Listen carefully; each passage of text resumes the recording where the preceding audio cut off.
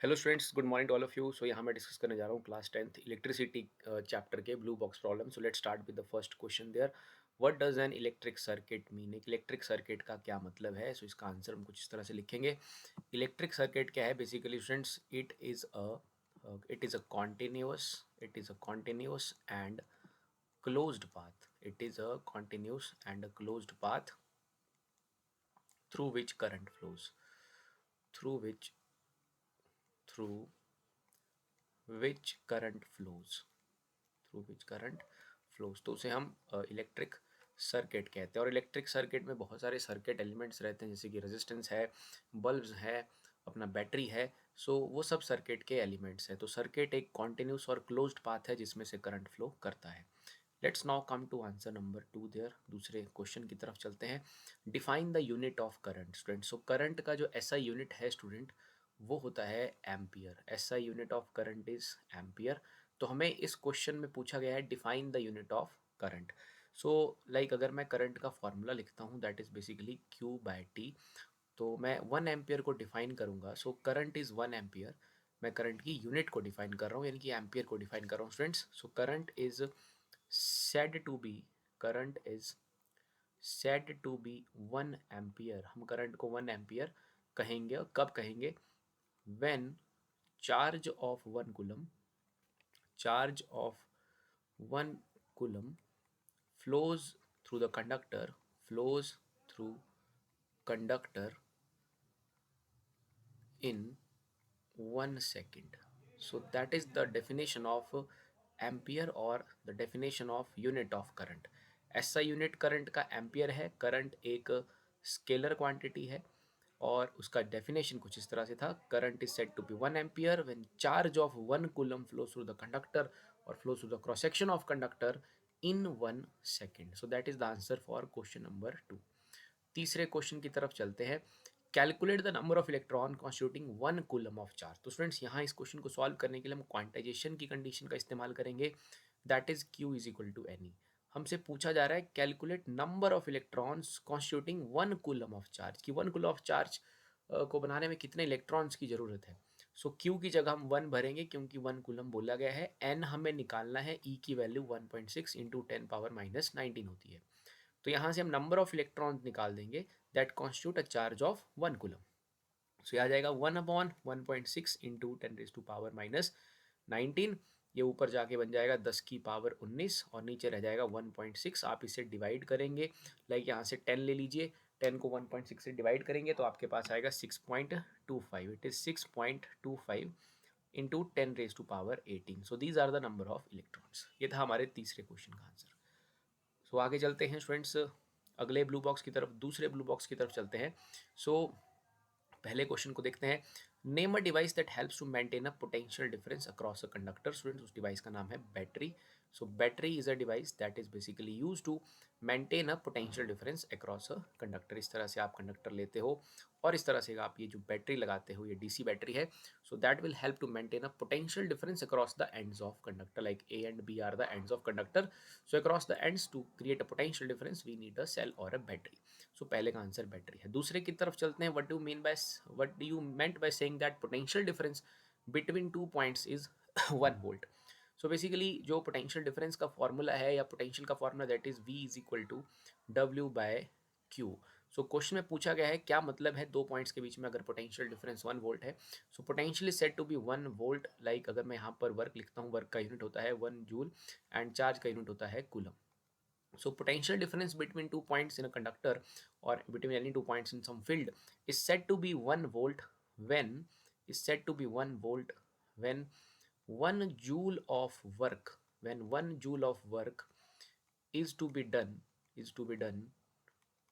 to carry a to carry a yeah, or we can say that to move or carry a charge of to move a charge of 1 coulomb from one point to another point, one point to another point.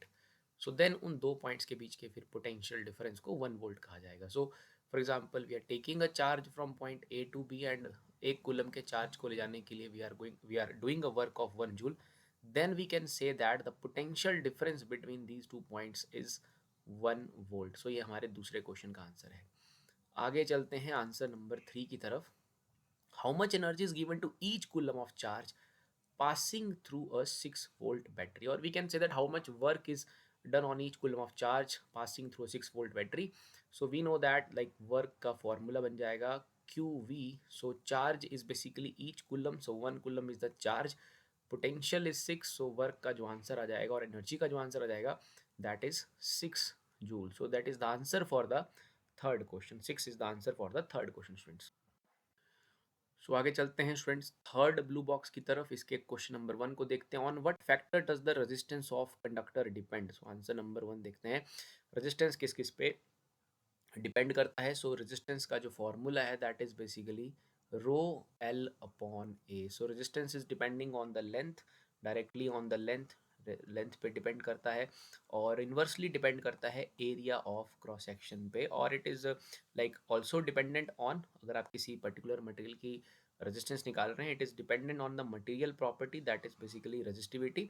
But we can say that कि जो हमारा resistance है ये basically एक cross section dependent thing है, एक dimension dependent thing है. आप लेंथ और एरिया चेंज करके अपने मटेरियल के आर को चेंज कर सकते हैं. सो these are the factors on which resistance of a conductor depend. This is the formula rho L upon A. Rho is the resistivity of the conductor and L is the length of the specimen. A is the area of cross section. रो जो है वो students material dependent है. रो को आप change नहीं कर पाएंगे. आप चेंज कर पाएंगे रो को सिर्फ टेम्परेचर चेंज करके. आप मटेरियल की प्रॉपर्टीज़ को चेंज कर सकते हो, मतलब उसकी रेजिस्टिविटी को चेंज कर सकते हो. बाकी लेंथ और एरिया को चेंज आप कर सकते हैं, डायमेंशंस को. So on that basis you can change the R. So R is basically depending on these factors.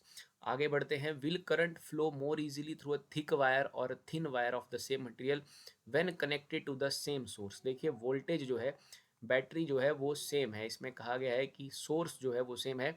Will current flow more easily through a thick और अ थिन वायर? स्टूडेंट्स जो अपनी thick wire होगी, thick wire का area of cross section, area of cross section जो है वो ज़्यादा होगा. थिक वायर का एरिया ऑफ क्रॉस सेक्शन. अगर मैं आपको किसी वायर का टॉप व्यू दिखाता हूँ, ये मैं आपके सामने दो वायर्स दिखा रहा हूँ, ये टॉप व्यू है. तो इस वायर का एरिया ऑफ क्रॉस सेक्शन जो है, मान लो ए डैश है, इसका ए है, तो ऑब्वियसली हमें क्लियर कट दिख रहा है कि A dash is less than A. So area of cross section जो है वो थिक वायर का ज़्यादा है. Area of cross section is more in case of thick wire. और एरिया के साथ, एरिया ऑफ क्रॉस सेक्शन के साथ जो रेजिस्टेंस है उसका इनवर्स रिलेशन है. So higher will be the area of cross section, higher will be the area of cross section, higher area means less resistance and less resistance means more current. Less resistance means more current. So question था will current flow more easily through a thick wire or a thin wire? So हमारा answer होगा it will flow more easily through a thick wire. thick wire में से वो more easily flow करेगा. So दूसरे का answer है thick wire. कारण हमने डिस्कस कर लिया. थिक वायर का एरिया ऑफ क्रॉस सेक्शन ज़्यादा होगा और उसकी रेजिस्टेंस जो है वो कम होगी. सोर्स दोनों वायर्स के लिए सेम टू सेम है, तो इसलिए थिक में से ज़्यादा करंट फ्लो करेगा. तीसरे क्वेश्चन की तरफ चलते हैं.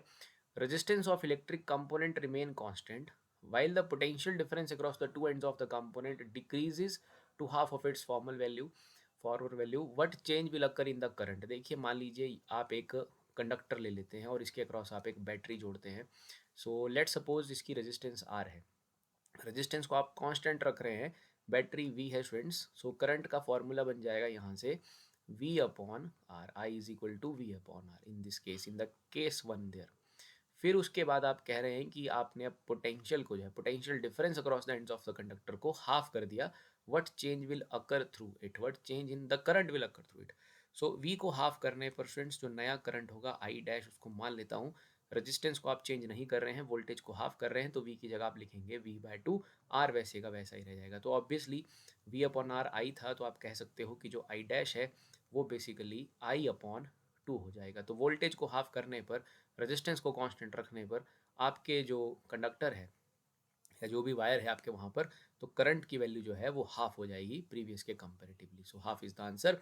आगे चलते हैं क्वेश्चन नंबर 4 की तरफ. Students, why are the coils of electric toasters and electric irons made of an alloy rather than a pure metal? तो स्टूडेंट्स हम चौथे इस क्वेश्चन को डिस्कस कर रहे हैं कि टोस्टर्स और आयरन्स का जो लाइक वो कॉइल्स है वो अलॉय से बना होता है rather than a pure metal. So ये जनरली जो है वो निक्रोम का बना रहता है। So nichrome is one of the alloy there. So alloys का बनाने का कारण क्या है कि अलॉयज़ का पहला कारण जो है कि अलॉयज़ का रजिस्टिविटी जो है स्टूडेंट्स वो हायर है। दूसरा इनका जो जो मेल्टिंग पॉइंट है वो भी हायर है। Melting point is also higher than the pure metal, melting point is higher. And second third other thing is that कि ये जो अलॉयज़ हैं हमारे पास ये जनरली ऑक्सीडाइज नहीं करते हैं, ईजिली ऑक्सीडाइज नहीं करते हैं। Simply we can say that easily ये बर्न नहीं करते हैं। सो इसीलिए हम टोस्टर्स या इलेक्ट्रिक आयरन्स में जो कॉइल्स हैं उनको अलॉय से बनाते हैं, because these are the properties like higher melting point and higher resistivity and not oxidize easily, means not burn easily when it becomes red hot, so it will not burn easily। इसीलिए हम alloys का इस्तेमाल करते हैं in the coils of electric toasters and electric irons. पांचवें question की तरफ चलते हैं, आंसर नंबर 5 देखते हैं। Which among iron and mercury is the best conductor. तो स्टूडेंट्स इसके लिए आपको अपनी बुक में एक टेबल दे के रखा है, उसको देखना है, वहाँ टेबल में कुछ डाटा दिया है, वहाँ से आप देख सकते हो। तो मैं आंसर लिख देता हूँ, जो बेटर कंडक्टर है वो आयरन है। आयरन का जो रजिस्टिविटी है वो मर्करी से कम है। So iron is the better conductor among mercury and iron. दोनों में अगर देखा जाए तो iron is the better conductor, because इसका जो रजिस्टिविटी है वो लेस है मर्क्यूरी के कंपेरेटिवली। दूसरा देखते हैं, which material is the best conductor. Students best conductor जो है वो है सिल्वर, बिकॉज सिल्वर का रजिस्टिविटी सबसे कम है, सिल्वर का जो है लीस्ट रजिस्टिविटी है। So you go through the table, वहाँ पर जितने भी दे के रखे हैं उन सभी में silver is the best conductor. तो पांचवें का बी का आंसर है सिल्वर। और ऊपर सिर्फ मर्क्यूरी और आयरन का कंपैरिजन पूछा था, तो मर्क्यूरी आयरन में जो अपना आयरन है वो एक बेटर कंडक्टर है। आगे चलते हैं स्टूडेंट्स, अब अपने फोर्थ ब्लू बॉक्स की तरफ चलते हैं। क्वेश्चन नंबर 1 देखते हैं। Draw a schematic diagram of a circuit consist of a battery of 3 cells 2 volt each, 5 ohm resistor, 8 ohm resistor, 12 ohm and a plug key all connected in series. तो basically मुझे यहाँ पर 3 cell बनाने हैं। देखिए ये एक सेल बन गया, ये दूसरा सेल बना और ये तीसरा सेल बना। हर एक सेल जो है वो 2 वोल्ट का है। So this is the series combination of cell student. तो सेल बन चुके हैं। सेल्स के बाद यहाँ पर हमें सर्किट में एक 5 ओम का रजिस्टर ड्रॉ कर देना है, ये सभी सीरीज में है आपस में। दूसरा एक 8 ओम का है और एक 12 ओम का रजिस्टर लगा के रखा है। और ये सब लगाने के बाद यहाँ पर कहा गया है कि there is a key there, तो एक की भी आप लगा लीजिए, this is a key there and that is your circuit. So this is the circuit and this is the direction of current there, this is the direction of current. So इसमें कहा गया था 3 सेल लगाने थे, हमने लगा लिए, 5 ओम, 8 ओम, 12 ओम भी लग चुका है and plug key all connected in series. So this is the answer for your first question students। key means whenever the circuit is key is like open, so circuit is open and key is closed, the circuit is closed। okay, then आगे चलते हैं question number 2 की तरफ। Redraw the circuit putting in ammeter to measure the current, एक ammeter add करना है and a volt meter to measure the potential difference across the 12 ohm के resistor, what would be the readings in the ammeter and the volt meter. तो readings भी निकालनी है और circuit भी आपको ड्रॉ करना है। तो स्टूडेंट्स वही सेम क्वेश्चन है, आप जो है एक सर्किट बना दीजिए, वैसा ही सेम टू सेम एक सर्किट बना दीजिए और वही 5 ओम और 8 ओम और एक 12 ओम सेम टू सेम बन रहा है, वो की जो है वो वैसे ही बना दीजिए। अब सर्किट में आपको ऐड करना है एमीटर। ओके स्टूडेंट्स, एमीटर जो होता है करंट मेजर करने के लिए होता है और ammeters are always in the series combination. एक और चीज़ आप एक्स्ट्रा ऐड कर सकते हैं, जो आइडियल एमीटर होगा, आइडियल एमीटर की जो रेजिस्टेंस होगी वो ज़ीरो होगी, because ammeters are to be in the series to measure the current. तो आइडियल एमीटर की रेजिस्टेंस ज़ीरो होनी चाहिए, तो हमें एक एमीटर को ऐड करना है। So this is the schematic symbol जो एमीटर के लिए हम इस्तेमाल करेंगे, this is negative terminal, positive terminal. So ये बन गया हमारा एमीटर। आगे चलते हैं, सर्किट को पूरा क्लोज कर देते हैं। अभी हमें वोल्ट मीटर रहा है, ये 2 वोल्ट का था, 2 वोल्ट का था और ये 2 वोल्ट का था, और ये यहाँ पर 5 ओम का था और ये स्टूडेंट्स 8 ओम का था और ये 12 ओम का था। क्वेश्चन में एक और बात कही गई है, अगर आप ध्यान से देखेंगे, वोल्ट मीटर लगाना है, पोटेंशियल डिफरेंस मेजर करना है 12 ओम के अक्रॉस। तो स्टूडेंट्स जो वोल्ट मीटर होता है वो बेसिकली पैरेलल में लगता है, this is a volt metre. Volt meter parallel में लगता है, जिसके अक्रॉस आपको वोल्टेज मेजर करनी है उसके पैरेलल में वोल्ट मीटर लगता है। So this is the circuit, इस तरह से आप इस सर्किट को बनाएंगे। हमें 12 ओम के अक्रॉस ही वोल्टेज नापना है। So that is the circuit diagram there. दूसरी चीज़ आप याद रखेंगे, जो वोल्ट मीटर हैं वो पैरेलल में लगते हैं, और जो आइडियल वोल्ट मीटर होता है, आइडियल वोल्ट मीटर, उसकी जो रेजिस्टेंस होती है that is infinite. Voltmeter does not draw any current, it has to measure the potential difference between the two points across the 12 ohm. Okay, so जैसे मान लीजिए इसको मैं ए बोलता हूँ, इसको बी बोलता हूँ, तो इसको नापना है 12 ओम के अक्रॉस क्या पोटेंशियल डिफरेंस है। It should have infinite resistance. Ideal volt meter should have infinite, ideal emitter have zero resistance. So now अब सर्किट में ये भी पूछा है कि इनकी रीडिंग्स क्या रहेंगी। देखिए, करंट नापेगा अपना एमीटर, तो करंट की वैल्यू रहेगी basically voltage upon resistance, total resistance of the circuit. Effective voltage जो सर्किट की बनेगी, all the cells in series, whenever the cells are in series their EMF और potential difference will add there, so 246 हो जाएगा voltage आपका effective. बाकी आती है रेजिस्टेंस की बारी स्टूडेंट्स। ये तीनों रेजिस्टेंस सीरीज में है, तो सीरीज में जो इनका इफेक्टिव बनता है, as you all know that, सबको प्लस करना है। 5 + 8 + 12, 8 5 13, 12 25 हो गया। इट इज़ बेसिकली 6/25, तो रेजिस्टेंस ये आ जाएगा। सो यहाँ से आप इसको डिवाइड कर लीजिएगा। डिवाइड करने के बाद आपके पास अप्रॉक्सीमेटली ये 0 पॉइंट लाइक 60 ऊपर लिख लेते हैं आप। सो 0.2 समथिंग आ जाएगा, 0.24 एम्पियर इसका आंसर है, 0.24 एम्पियर। तो एमीटर की जो रीडिंग होगी वो वही रीड करेगा जो सर्किट में करंट फ्लो करेगा, that is 0.24 ampere. This is the reading of your ampere. Now बारी आती है कि वोल्ट मीटर क्या रीड करेगा। तो स्टूडेंट्स, वोल्ट मीटर रीड करेगा जो पोटेंशियल डिफरेंस 12 ओम के अक्रॉस। अब देखिए 12 ओम में से भी यही करंट जा रहा है 0.24, यहाँ से यही करंट फ्लो किया 0.24। तो 12 वोल्ट के अक्रॉस क्या वोल्टेज है, ओम्स लॉ की इक्वेशन का इस्तेमाल कर लेंगे हम। जो भी इक्वेशन है हमारा V = IR। ओके, सो हमें 12 ओम के अक्रॉस वोल्टेज पता करना है। 12 ओम में से जो करंट फ्लो किया है across point A and B वो है 0.24, बिकॉज ये सर्किट का पार्ट है, इसमें से भी इतना ही पूरा ही करंट फ्लो कर रहा है, सीरीज में है, और इसकी रेजिस्टेंस है 12। सो आप इसे जब स्टूडेंट्स मल्टीप्लाई करेंगे तो आपके पास मल्टीप्लाई करने के बाद ये 2.8 समथिंग आ जाएगा, 2.88 समथिंग आएगा। सो हमारा जो वोल्ट मीटर है वो रीड करेगा potential difference 2.88 volt. So this is the answer for this second question. Students, आगे चलते हैं, फिफ्थ ब्लू बॉक्स की तरफ चलते हैं, पहले क्वेश्चन से डिस्कस करते हैं। जज the equivalent resistance when following are connected in parallel. तो पहला जो अपना क्वेश्चन है उसका जो आंसर होगा इस तरह से होगा। आपके पास 1 ओम और 10⁻6 ओम है स्टूडेंट्स। देखिए, ये 1 ओम है और 10⁻6 ओम है।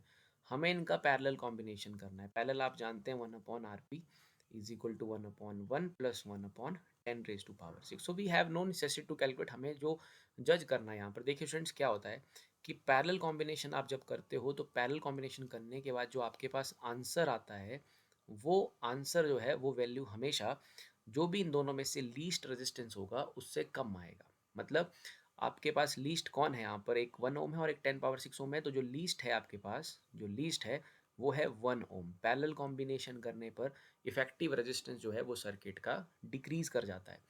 तो लीस्ट रेजिस्टेंस यहाँ पर 1 ओम है, तो आपका जो आंसर आएगा वो लीस्ट रेजिस्टेंस से कम आएगा। तो मैं कहूँगा answer is basically, we have to जज not to solve, approximately 1 ohm, and we can say that it is near to 1 ohm, or we can say that it is less than 1 ohm, it is less than 1 ohm. We just have to judge here, not to solve this. आप solve भी कर सकते हो, but हमें यहाँ पर जज करने को कहा गया है। सो 1 और 10⁻6 में जो लीस्ट है वो 1 ओम है, तो जो आंसर आता है पैरेलल में, जो कॉम्बिनेशन में लीस्ट रेजिस्टेंस होता है उससे भी कम आंसर आता है।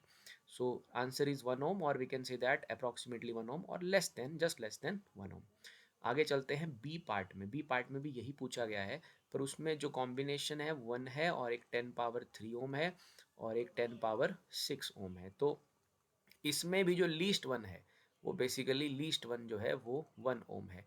इट मीन्स दैट हमारा जो आंसर आएगा वो भी 1 ओम से कम आएगा। So we will write the answer approximately 1 ohm, but we can again say that less than 1 ohm. So our answer will be less than 1 ohm. So least आपने देखना है पैरेलल में। It should be clear that कि जब भी parallel आप solve करें तो जो वहाँ पर लीस्ट रेजिस्टेंस होता है आंसर उसी के आसपास आएगा, उससे कम आएगा। So you will say that 1 ohm और less than, near to 1 ohm but less than 1 Om.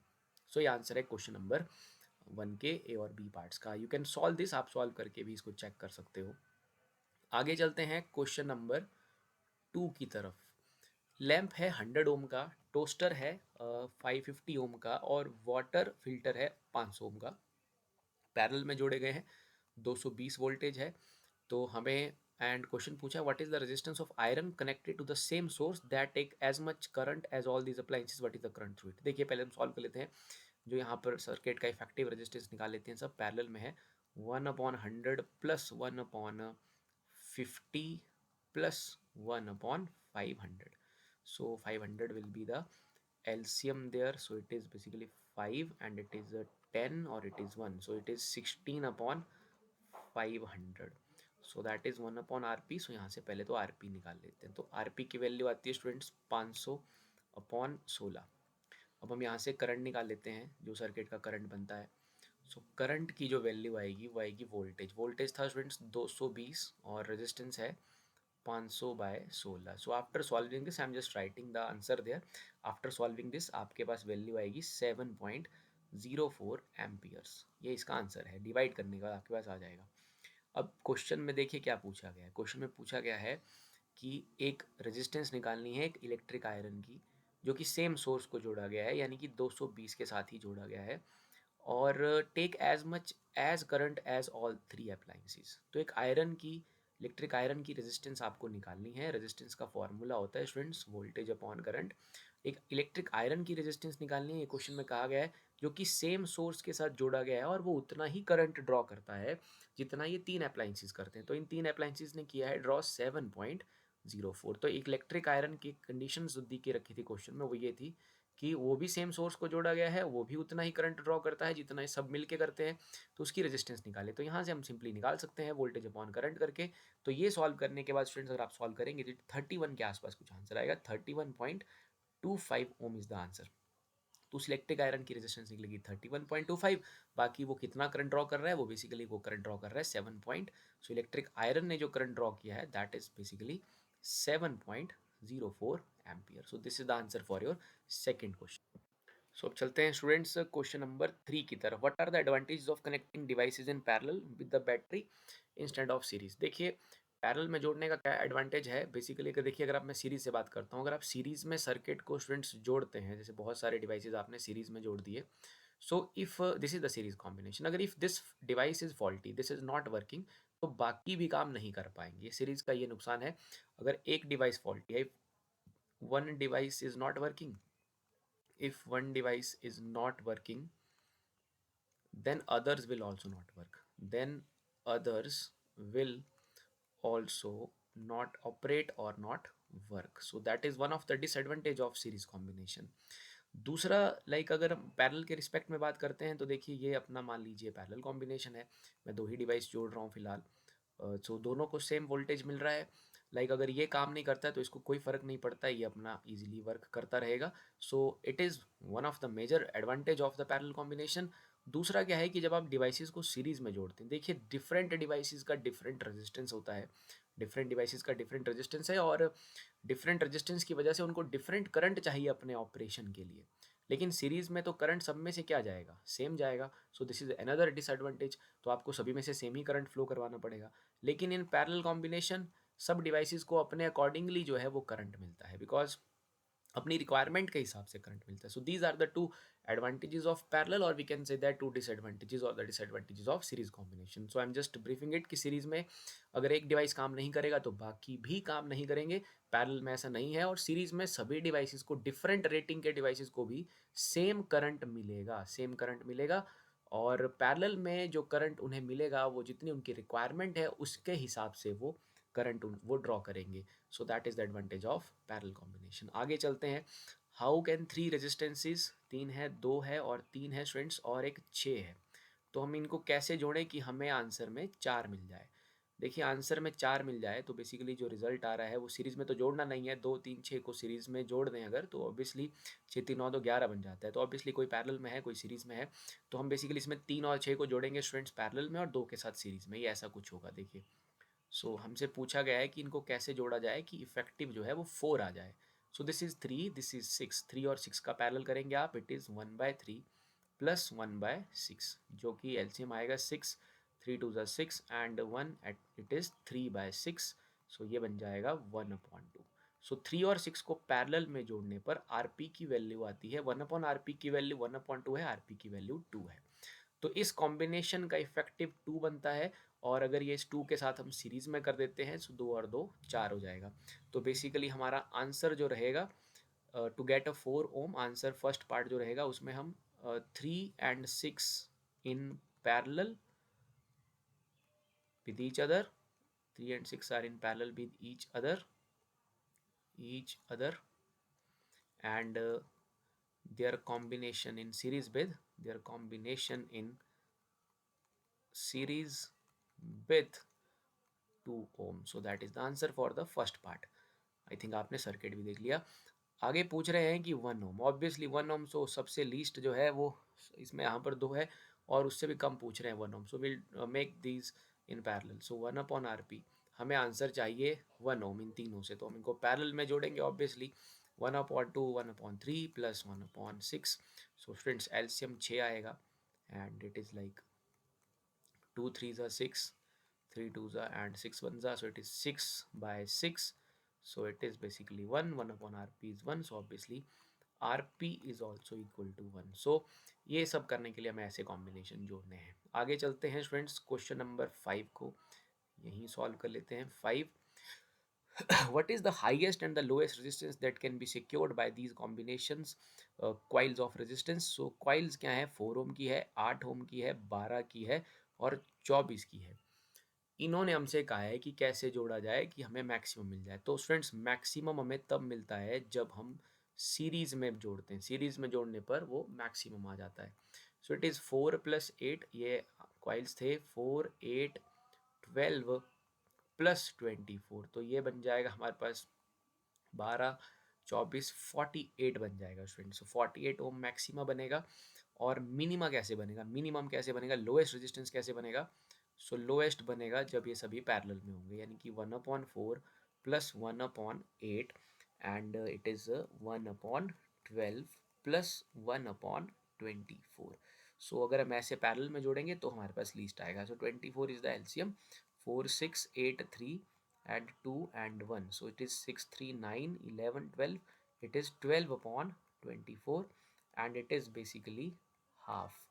so 1/rp is half। I hope आप यहाँ से इसे समझ पा रहे होंगे। सिंपली आपको पैरेलल में इसे सॉल्व करना है।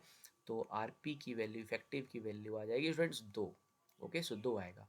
देखिए ये 4 8 12 24, इन सभी से जो जब पैरेलल में जोड़ते हैं तो जो आंसर आता है वो इनमें से जो लीस्ट होता है उससे भी लीस्ट रहता है, उससे भी कम रहता है।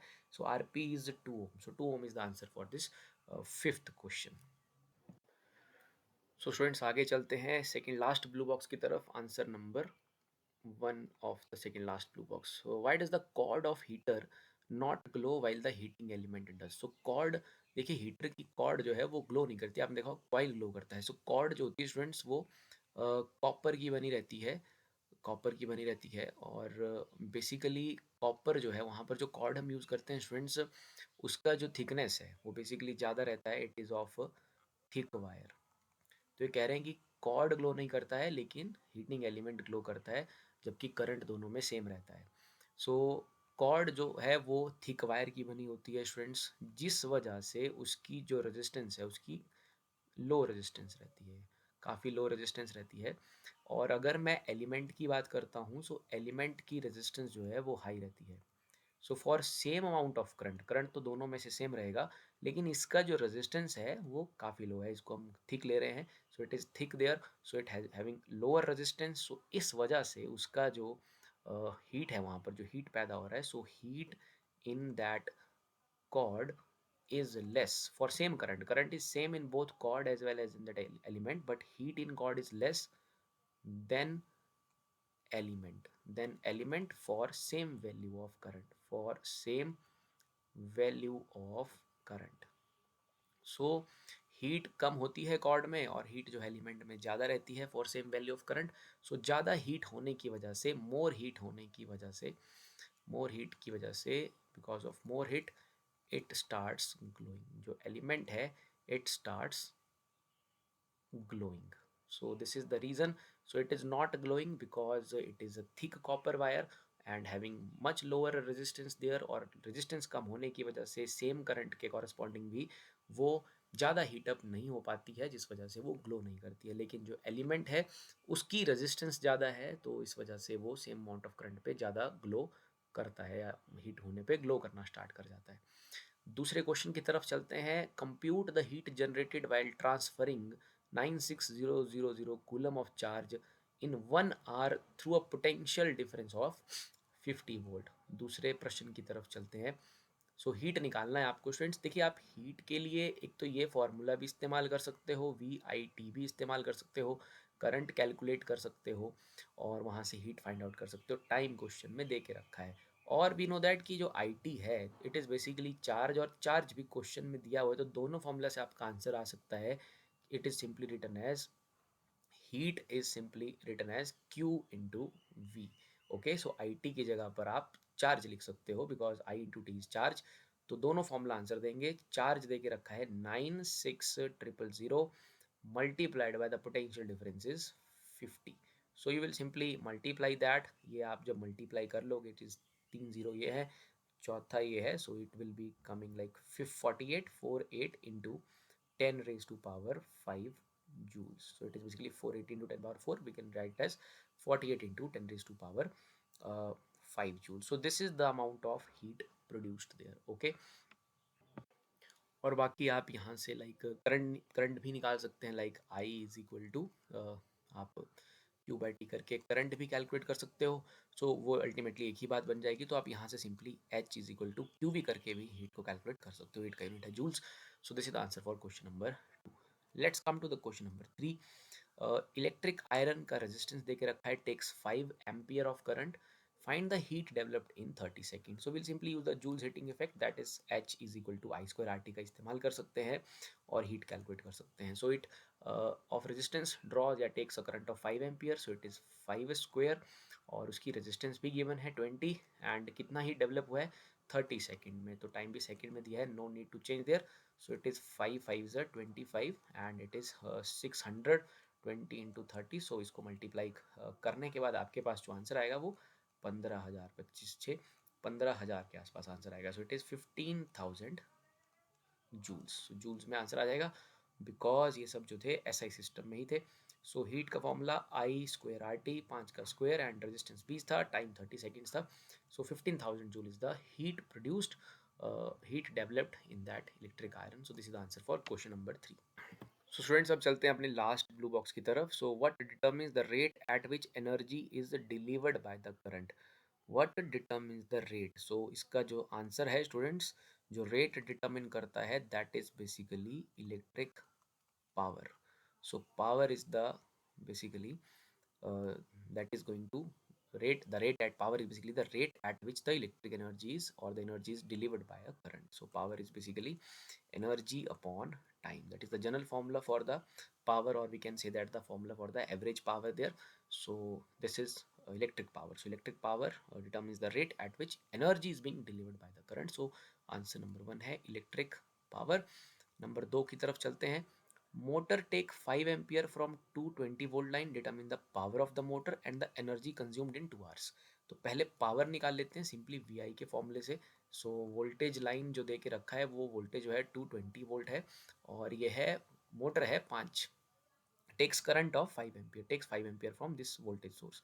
So it is 220 multiplied by 5, इसको आप मल्टीप्लाई कर लेंगे। सो 220 इंटू 5 आता है स्टूडेंट्स 1100 के बराबर। So it is 1100 what. Power का जो SI यूनिट है वो वॉट है। सो पावर इज दिस, और यहाँ से पूछा what is the energy consumed. So energy is basically like power is energy upon time, so average power is energy upon time, so we can say that energy is simply P multiplied by time. So power हमें पता चल चुका है that is 1100। बाकी time जो है इस पूछा है 2 आवर्स में। सो 2 आवर्स को हमें सेकंड्स में बदलना पड़ेगा।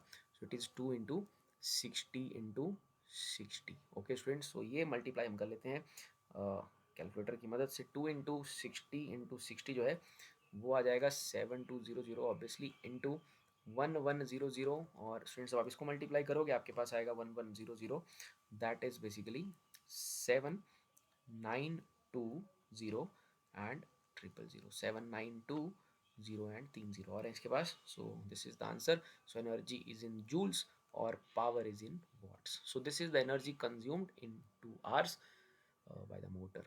So this is the answer. So these are the complete answers for these blue boxes of this chapter. Thank you very much.